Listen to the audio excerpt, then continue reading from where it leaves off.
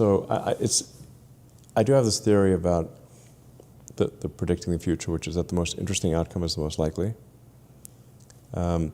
which, if simulation theory is accurate, makes sense, because if anyone is simulating a wide range of futures, they're going to stop the simulation when it gets boring. Because this is what we do in our reality. So if SpaceX is doing, or Tesla doing simulations to understand how a car would work, or robot, or spaceship, or something like that, we'd run all these simulations in the computer. And the simulations that we pay attention to are the ones that are the most interesting.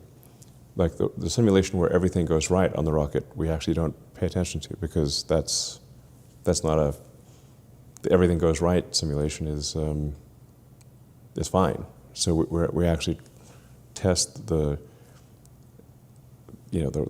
we simulate the rocket flight, we'll actually test all sorts of oddball situations.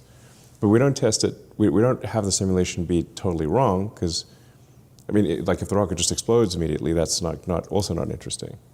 So it's like you need to find the envelope of possible flight paths where the rocket can make it to orbit and without exploding, and then you find those boundaries, and then when you launch the actual rocket, you make sure it stays within those boundaries. Or another way to think of it is like we could be an alien Netflix series, and that series is only going to get continued if our ratings are good. Are the ratings good? Yeah. Okay. But you can think of it like from a Darwinian standpoint. If you apply Darwin to simulation theory, then only the most interesting simulations will continue.